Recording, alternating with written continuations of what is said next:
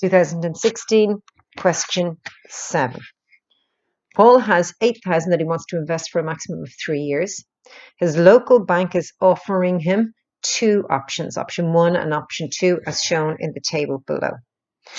So we've got our tables here. So we've got interest in year 1. So this is broken down per year. And every year the interest rate changes.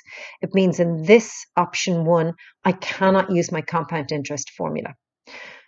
Converting each one of those into a manageable decimal, 2% is 0.02, 3% 0.03, and so on. Over in option 2, it says 3.7% compound interest. So I'm thinking, yeah, compound interest formula. So you can use that when the interest rate doesn't change. It's 3.7% every time. Okay, so the question comes in, and then they've got two additional bits of information there. Money can be taken out at the end of year 1 or year 2 without a penalty. Penalty means that they just charge you money. And then money cannot be taken out until the end of the year. So that's it. You're just not going to be able to take your money out. So find the value of the investment at the end of 3 years if Paul chooses option 1 and does not take out any money. So you've got to go year by year. So it's a slow process. So again, 2% on our 8,000. Again, 0.02 by 8,000 gives you 160. Now you add your 160 to the 8,000. And at the end of year 1, you've got 8,160. So at the end of year 1, 8,160, which is the same as the beginning of year 2. So the beginning of year 2, we now have 3% interest. So again, 3% is 0.03. Multiplied by 8160 gives you 244.80. Okay, so how much do you have at the end? We're going to add our 244.80 to our 860, and we get 404, 800, 404 and 80 cent. So that's what we have now. Oh, I'm missing my 80 cent. We do our 5%, 0.05, multiplied by 8404, and there should be 80 cent there, gives you €420 and 20, I think that's 4, but I can't remember. Mistake there, and 4, and a 4 here, sorry. So that gives you €420 and 24 cents. Okay, add that up to our previous balance, and we get 8825 and 04 cent. 8,825 and 4 cent. Okay, the last part then. Find the value of the investment at the end of 3 years if Paul chooses option 2. Okay, option 2 is all about compound interest. So our compound interest formula again is F is equal to P times 1 plus I to the power of T. Now, 3.7%, again, be careful. It's 0.037. So let's have a little look.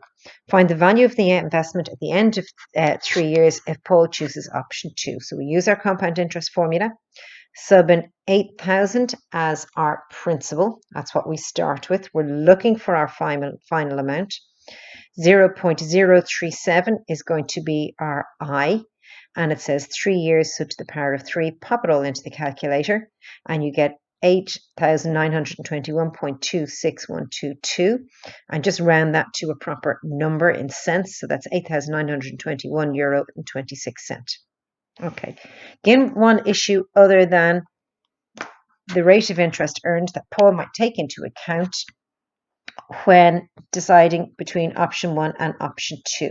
So all I've just written there is Paul needs to take into account if he needs to take the money out before the end of 3 years, otherwise he would accrue or he would get a penalty. Okay, part D then.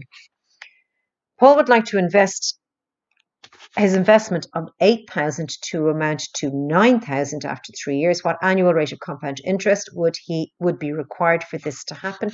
Give your answer as a percentage. So he would like to invest 8,000, so that's going to be P, our principal, to amount to 9,000. That's our final amount, and it's 3 years. So we use our compound interest formula, and what they're looking for is the rate. They're looking for the rate, so we're looking for I. So F is final amount, goes in here. P is principal, what we start with. 1 plus I, we don't know that. That's what we're looking for. And T is 3 years, and it goes in here. Okay, we want to get this on its own. So be very careful when you want to isolate something and I want to get this on its own, I want to get rid of my 8,000. And always the best way to do that is to divide by 8,000, and that's what I've done there. But it's an equal sign, so you divide by 8,000 there. That just becomes 1, and we're left with 1 plus I to the power of 3 on the right-hand side. 9,000 all over 8,000 is just 1.125. Okay, so that's what I'm left with now. Now I need to get rid of this cubed. And the way you get rid of the cubed is you find the cubed root of it. So if I get the cubed root of this, I am just going to be left with what's inside the brackets 1 plus I. So the cubed root on the right-hand side and the cubed root on the left-hand side, I have to do the same thing. It's an equal sign. So we now have the cubed root of 1.125 is equal to 1 plus I. Okay, now be careful here. Bring my I over, my 1 over, and it becomes minus 1. Now be very careful on your calculator how you put this in. The cubed root has its own button, 1.125. Move your cursor so that it's not underneath that root sign, and make sure it's just minus 1 is equal to I. And we come up with 0.0400419. So I'm just going to round that up to 0.04, and now we have to convert it back into a percentage. So we're now multiplying by 100, which gives you 4%. Okay, now we're on part E. Another bank offers to invest 8,000 in a special fund. The bank has found that in the short term, the amount of money in this fund follows the formula V is equal to 8,000 plus 36t minus 1.2t squared, where V is the value of the fund in euro and T is the time in months, since the 8,000 was invested. Find the value of the money in the fund after 12 months. Okay, so after 12 months, so T isn't always years. Here, T is months. And it says it to you, it tells you T is the time in months. So we don't write 1 year, we write T in months. So we know T is 12.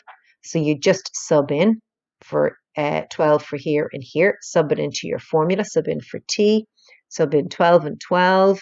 Oh, I forgot to finish that off there, but when you work it all out, you get 8259.2, and then turn that into euros, 8,259.20.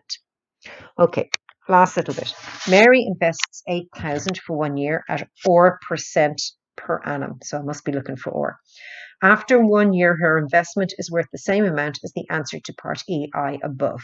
So this is tricky because you might have got the part above wrong, but whatever answer you use, whatever answer you got here, and if you do all the rest of this correctly, you'll get full marks. But anyway, this answer is correctly. Find the value of or correct to 2 decimal places. Okay, so what have they told me? I know P is 8,000. I know F, in this case, the final amount is the answer to here. So it's 8,259.20.